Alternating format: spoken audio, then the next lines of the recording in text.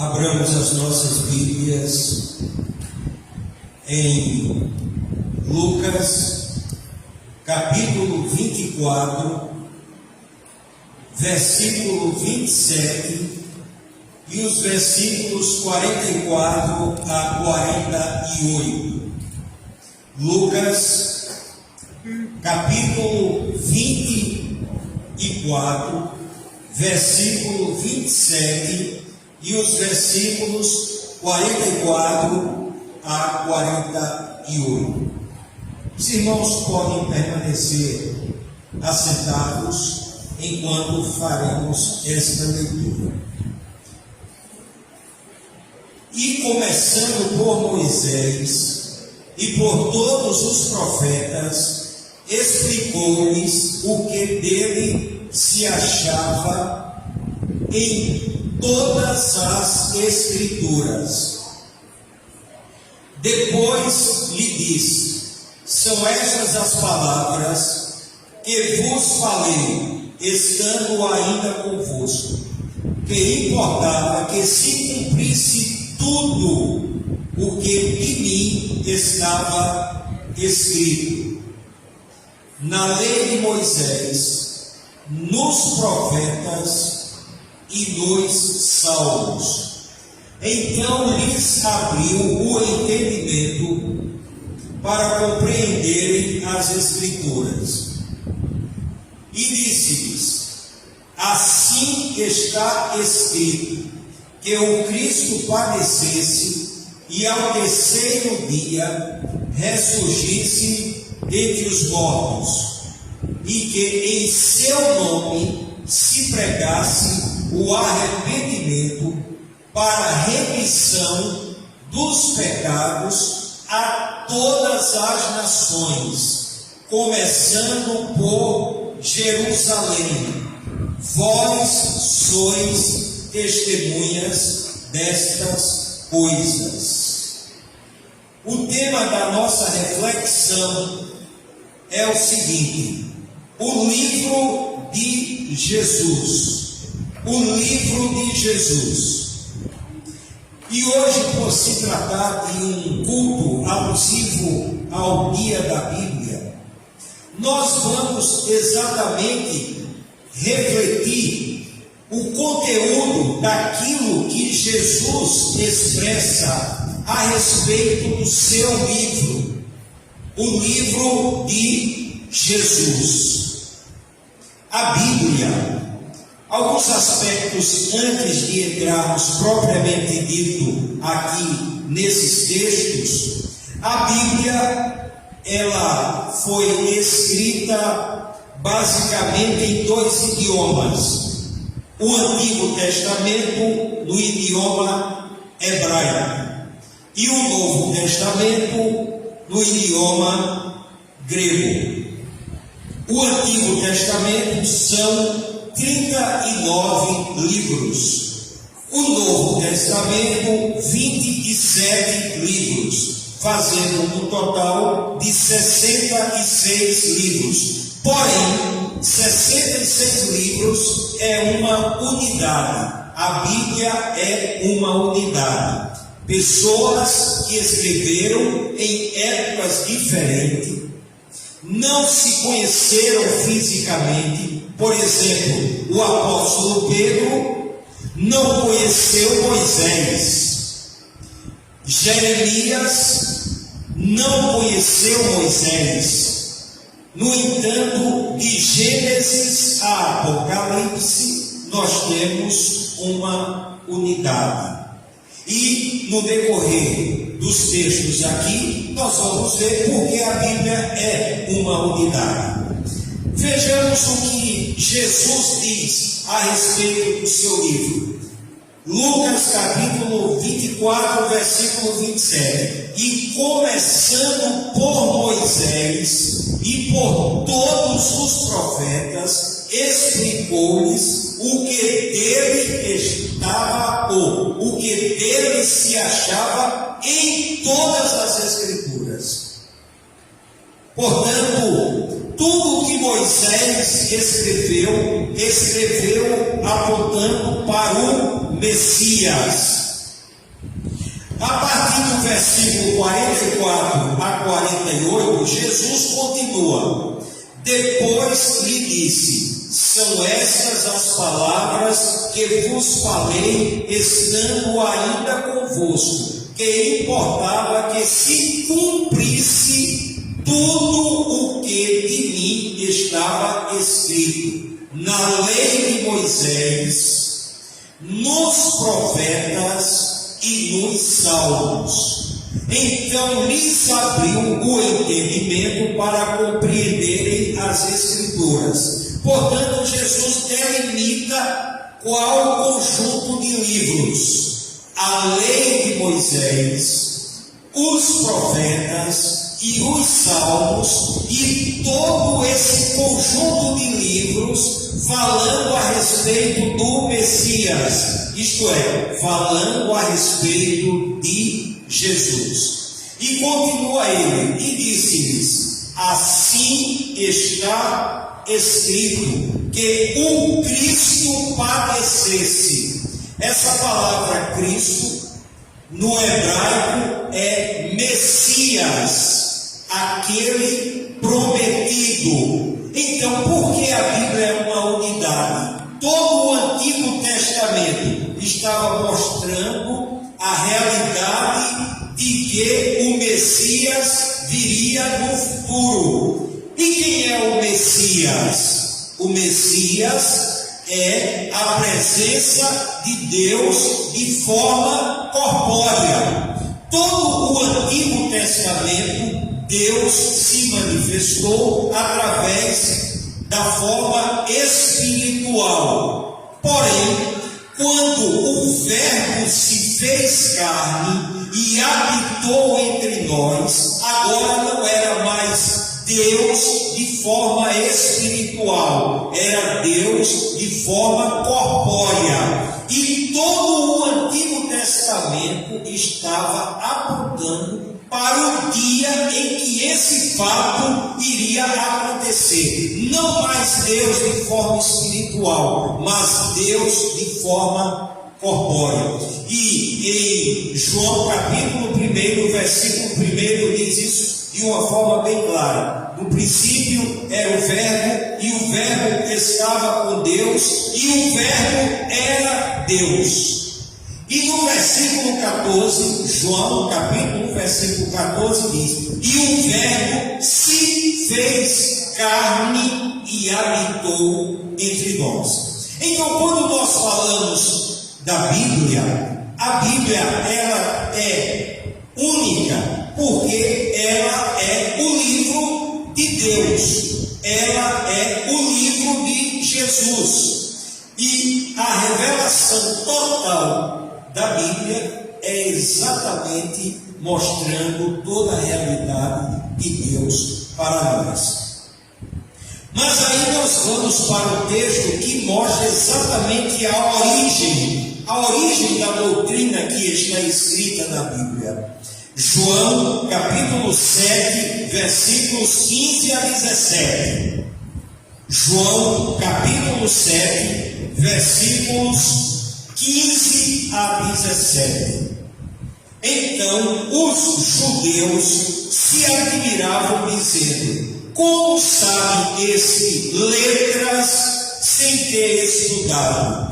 Respondeu-lhes Jesus: a minha doutrina não é minha, mas daquele que me enviou. Se alguém quiser fazer a vontade de Deus, há de saber se a doutrina é dele ou se eu falo por mim mesmo. Os judeus, eles ficaram impactados com Jesus. Como é que este homem, ele sabe letras sem ter estudado? E o que é que Jesus diz? A minha doutrina, o meu ensino não é meu, mas daquele que me enviou. Quem foi que enviou Jesus Cristo? Quem foi que enviou? Deus. João 3,16. Porque Deus amou o mundo de tal maneira que deu o seu Filho unigênito, para que todo não pereça, mas tenha a vida eterna. Então, a origem da doutrina que está na Bíblia, a origem é o céu, a origem é Deus. Nós estamos diante de um livro que é diferente de todos os livros do mundo, por isso que nunca conseguiram destruir este livro, por mais ataque que este livro sofra. Por quê? Porque é o livro de Deus, é o livro de Jesus. A origem daquilo que está escrito é exatamente a palavra de Deus. Por isso que essa palavra transforma. Por isso que numa cerimônia fúnebre as pessoas estão chorando pela perda ou a partida de alguém para a eternidade, alguém muito próximo. Quando começa a ler a palavra de Deus, a pessoa se consola, a pessoa se conforma. Por quê? Porque é a palavra de Deus, e só a palavra de Deus nesses momentos é que nos conforta, é que nos consola. Então, aquilo que está escrito na Bíblia não foi da cabeça do apóstolo Pedro. O apóstolo Pedro, quando escreveu suas cartas, 2 cartas, ele não escreveu pensando: olha, eu vou escrever essas cartas, vou publicar numa determinada editora, vou ganhar muito dinheiro, vou ver quantos livros vão ser vendidos por toda Israel, por toda Jerusalém, e pela Judéia e pelos outros lugares. Ele não estava preocupado em nada disso. Como nenhum dos escritores da Bíblia, eles estavam preocupados na questão financeira. Nenhum deles.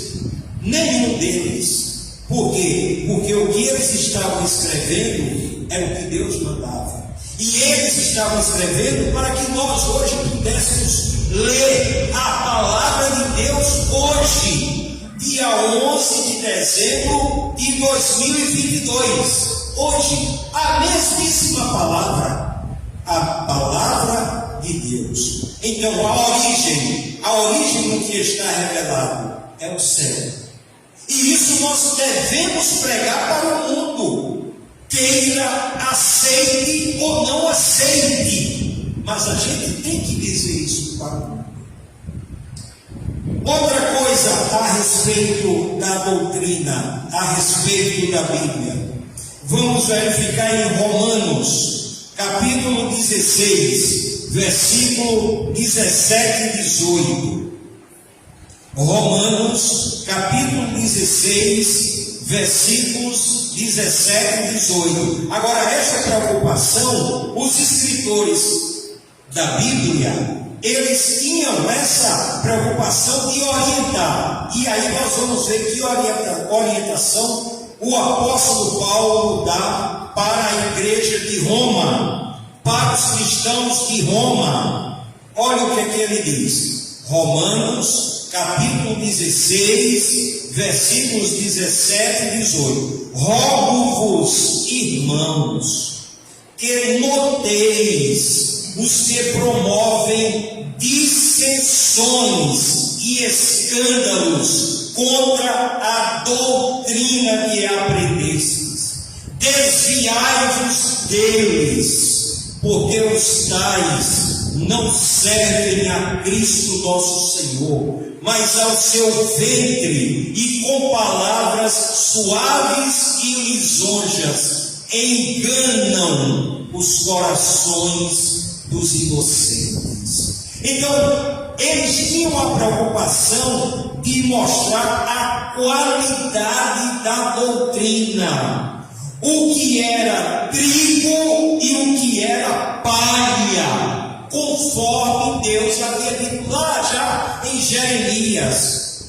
O que é a palavra, prega a palavra. O que é sonho, conta o sonho. O que é que tem a palavra com o sonho?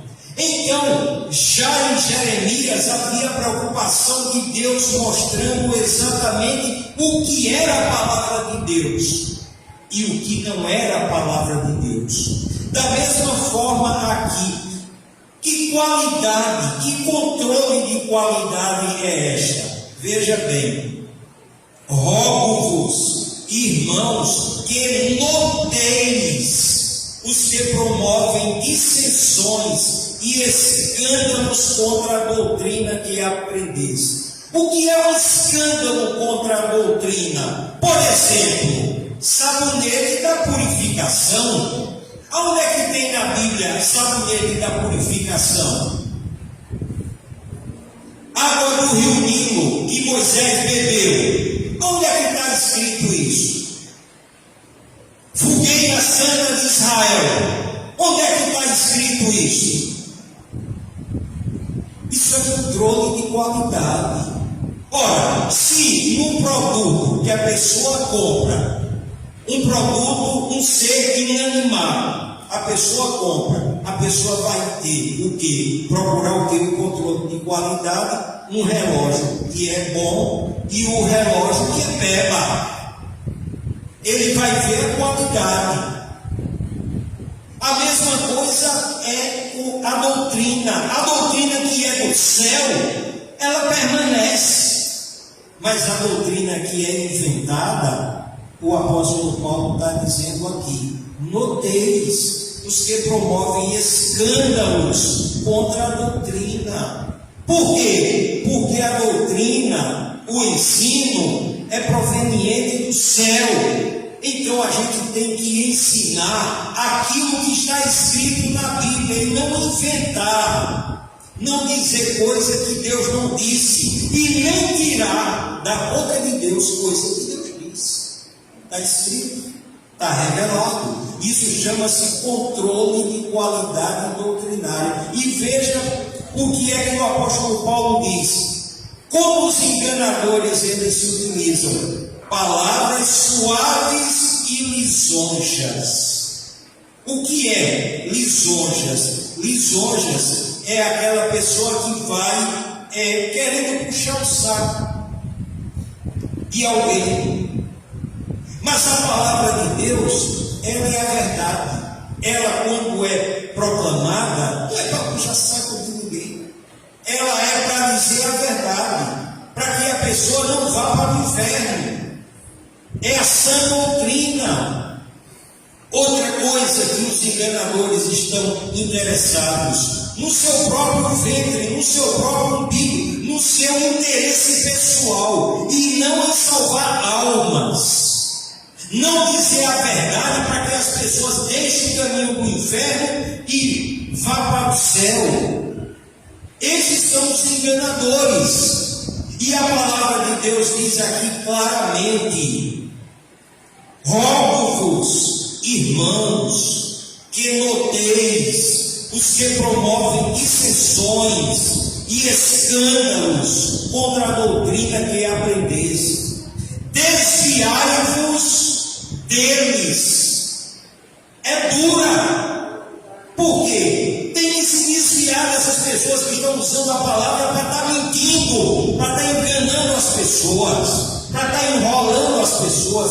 É o apóstolo Paulo que está dizendo na autoridade do Senhor Jesus: desviai-vos deles, porque os tais não servem a Cristo, nosso Senhor, mas ao seu ventre, e com palavras suaves e lisonjas enganam os corações dos inocentes. Agora, a palavra de Deus, a doutrina, ela tem um objetivo, ela tem um foco. E nós vamos ver o objetivo da doutrina em Tito, capítulo 1, versículo 9. Todos que estão aqui trouxeram suas Bíblias, até porque hoje é o dia da Bíblia, né? Então todos trouxeram suas Bíblias. Então abram suas Bíblias, Tito, capítulo 1, versículo 9. Qual o objetivo da doutrina? Qual o objetivo da vontade de Deus? Porque entenda-se doutrina como a sã doutrina, como ensinamento, como conselho de Deus. Qual o objetivo dessa vontade de Deus? Tito capítulo versículo 9 diz: retendo firme a palavra fiel. identifica a doutrina como palavra fiel, palavra verdadeira, palavra em que nós podemos confiar, retendo firme a palavra fiel, que é conforme a doutrina, para que seja poderoso tanto para exortar na sã doutrina, como para convencer os contradizentes. Então o objetivo da doutrina é exortar, é mostrar às pessoas o perigo. Olha, se você morrer sem Cristo, você vai para o inferno. E não é o pastor Gilmar que está dizendo, ou qualquer outro pastor que estivesse aqui, não. Quem está dizendo é a palavra de Deus, é o conselho de Deus, é a vontade de Deus. Quem morrer sem Cristo vai para o inferno. E a palavra de Deus diz isso. Então o objetivo da doutrina é exortar na sã doutrina. O que significa a palavra sã? É aquilo que não é doente. Como a palavra de Deus poderia ser doente?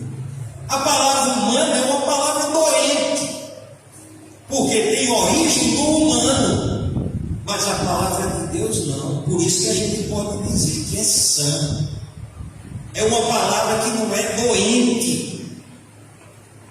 E aqui diz: retendo firme a palavra fiel, que é conforme a doutrina, para que seja poderoso tanto para exortar na sã doutrina, como para convencer os contradizentes.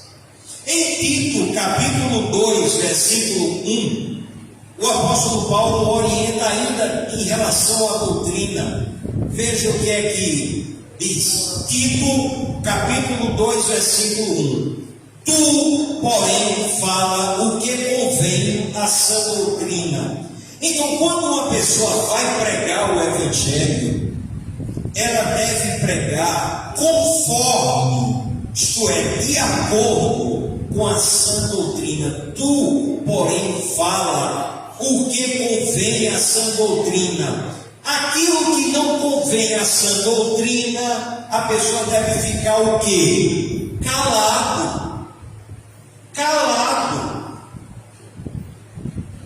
Tem que estar em sintonia com a sã doutrina. As pessoas aí fora, elas precisam conhecer a palavra de Deus verdadeiramente e dizer para a pessoa: pegue sua Bíblia, leia, a não ser que você não creia na Bíblia. Mas se você crê na Bíblia, pegue a sua Bíblia, abra a sua Bíblia e leia. A Bíblia, esse livro aqui, não é um livro de decoração para ficar na casa lá em cima da estante ou em cima de algum objeto, não. Esse livro aqui é para ser lido, é para ser estudado, é para ser vivido, é para ser pregado. Essa é a palavra. Por isso Deus revelou de Gênesis a Apocalipse. Agora nós vamos ver qual é o comportamento nosso. Como deve ser o nosso comportamento diante da exposição da sã doutrina. Tem um texto aqui maravilhoso. Tito, capítulo 2, versículos 7 e 8. Olha o que é que diz. Como deve ser o nosso comportamento diante da exposição da sã doutrina. Tito, capítulo 2, versículos 7 e 8.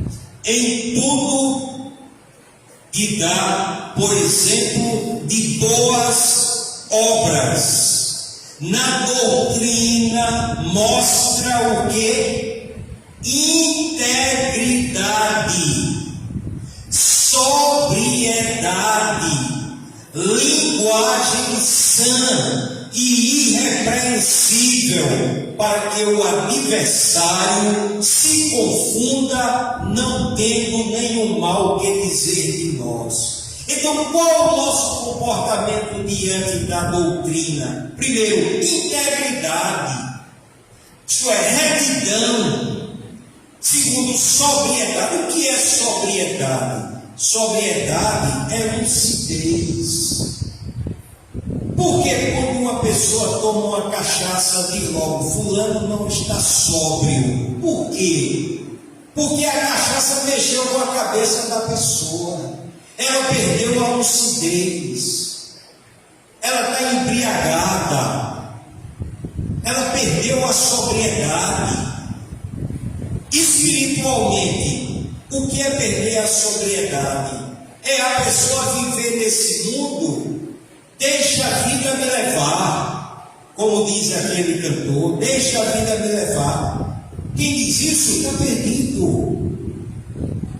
Cadê a sobriedade? Cadê o equilíbrio? Cada vida aqui é extraordinário. Nós que estamos aqui, nós somos extraordinários. Nós não nos produzimos. Foi Deus que nos produziu. E a gente deve pensar nisso. E esse Deus que nos produziu, um dia vai nos levar para a eternidade. Quer queiramos, quer não queiramos. E o que é que nós estamos fazendo da nossa vida? Estamos tentando deixar a vida me levar? A nossa vida não tem sentido, não tem objetivo, não tem foco. Estamos vivendo por viver. O que é sobriedade? Sobriedade é lucidez. Sobriedade é prumo. É saber porque a gente saiu de casa e chegou aqui. É saber o que a gente cantou enquanto ao Salvador, teu livro eu leio, meus olhos vêm abrir, pois quero ver, além da mera letra, a ti, Senhor. Sobriedade, linguagem sã. Como a linguagem dos crentes hoje está parecida com a linguagem mundana. É palavrão e achando que é a melhor coisa, coisa bonita. Não é. O cristão tem que purificar sua língua. Não saia da sua língua nenhuma palavra torpe. O mundo é que tem que aprender conosco, e não a gente com o mundo. E o que é que a palavra diz aqui? Linguagem sã. Cuidado, boquinha, no que fala. Sã e irrepreensível, para que o adversário se confunda, não tendo nenhum mal que dizer de nós.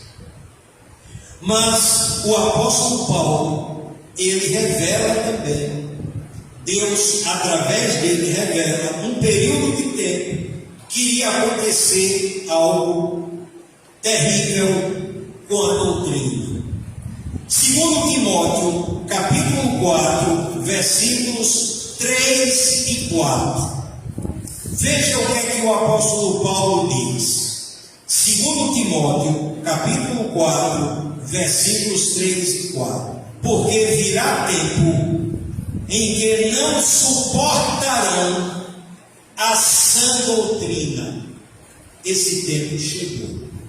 Até dentro das igrejas, membros de igrejas não estão suportando mais a sã doutrina.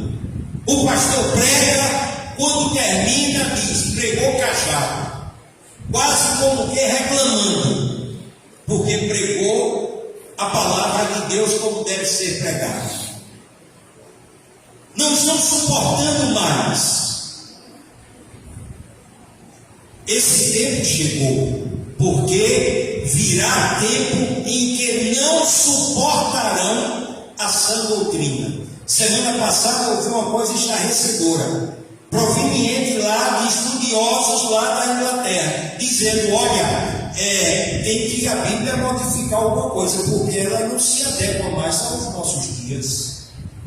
Chegou esse tempo. Chegou esse tempo. Inglaterra, que transmitiu o evangelho para os americanos, e os americanos trouxeram para nós. E agora essa palavra, ela já não se suporta mais.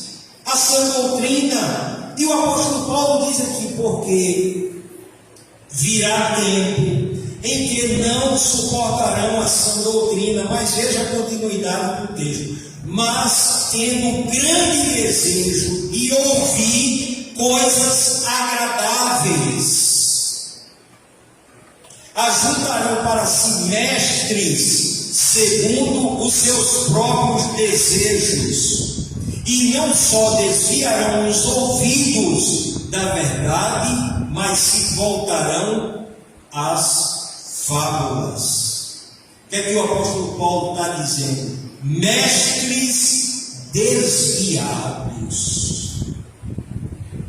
que começaram bem, mas agora eles não querem mais essa doutrina. Eles querem agora, terminou de falar, ser aplaudido, ser elogiado. Viu? Fulano, ele quer isso. E aí o que é que acontece? Porque virá tempo, gravem bem cada um desses textos, porque virá tempo em que não suportarão a sã doutrina, mas tendo grande desejo de ouvir coisas agradáveis.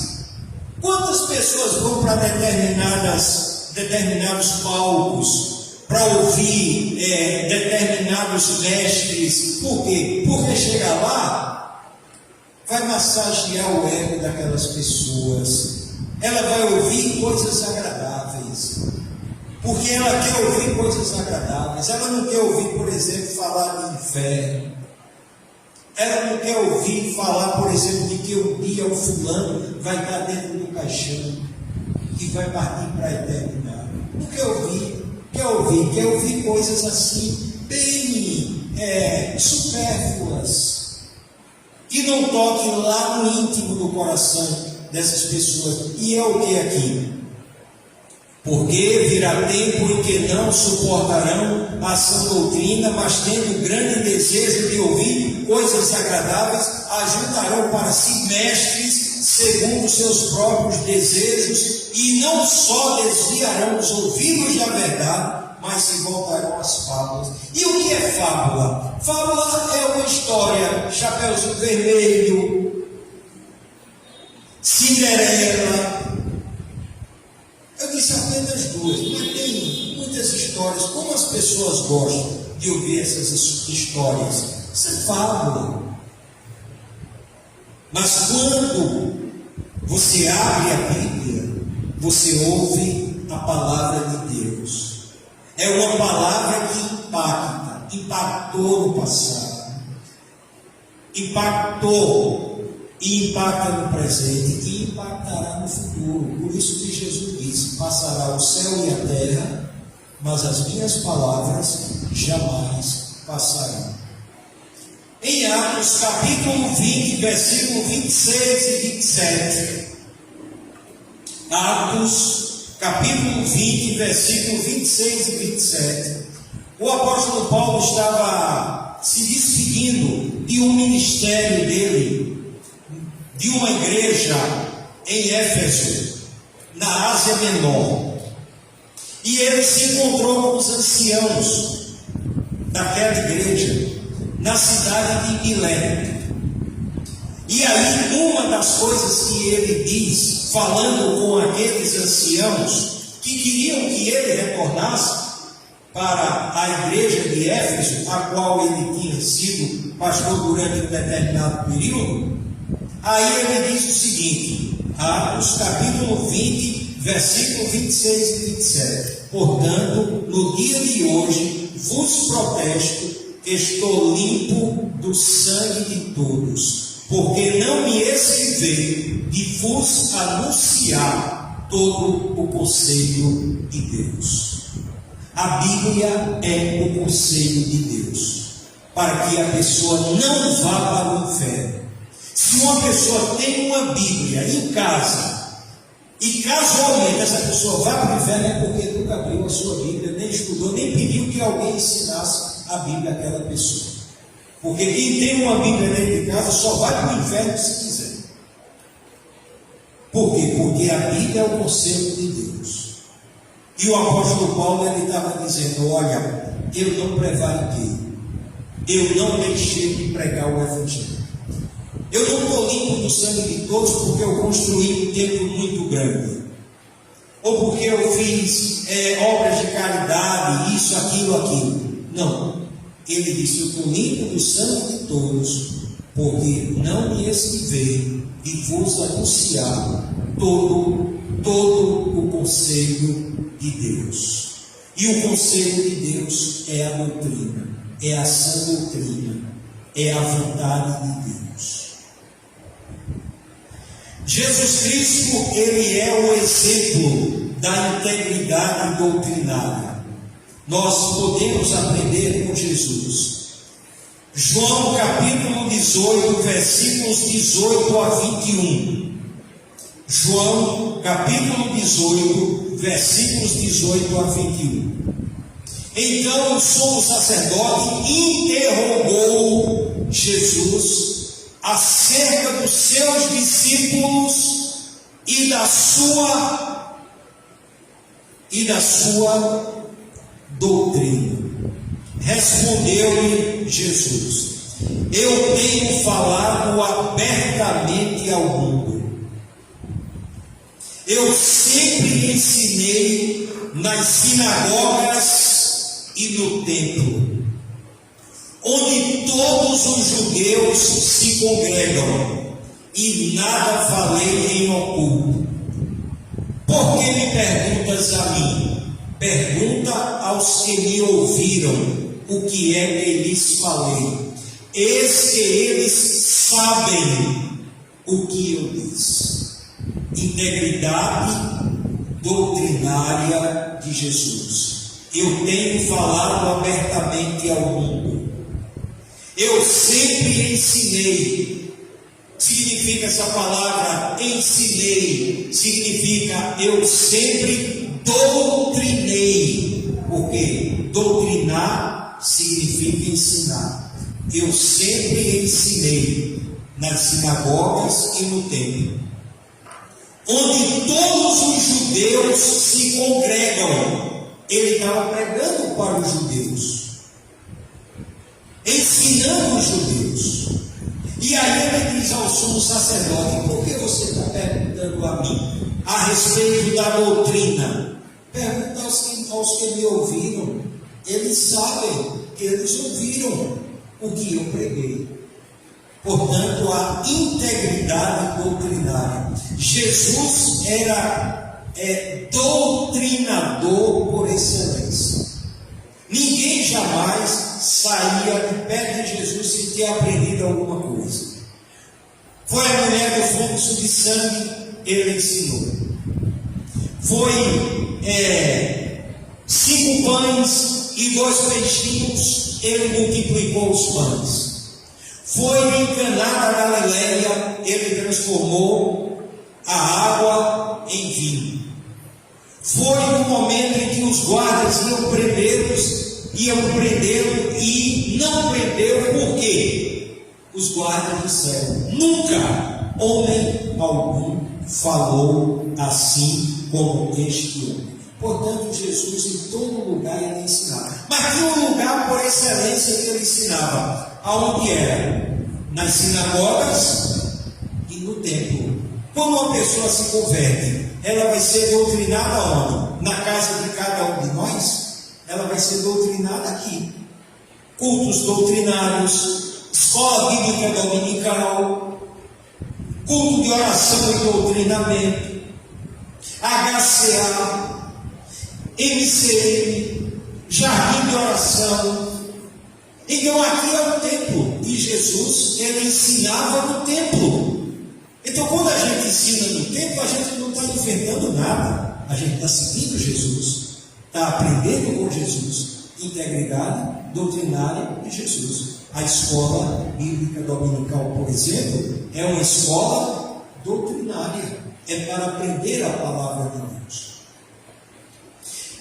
E estamos indo para o final, capacitados pela doutrina de Jesus. Segundo Pedro 3,18. Veja bem, quem era Pedro? Pedro era um pescador. E Jesus chamou aquele pescador para ser apóstolo. E Jesus capacitou aquele apóstolo. E agora Pedro é um escritor, um dos escritores. Era pescador e agora ele é escritor. E veja o que é que ele diz. Segunda carta de Pedro, capítulo 3, versículo 18.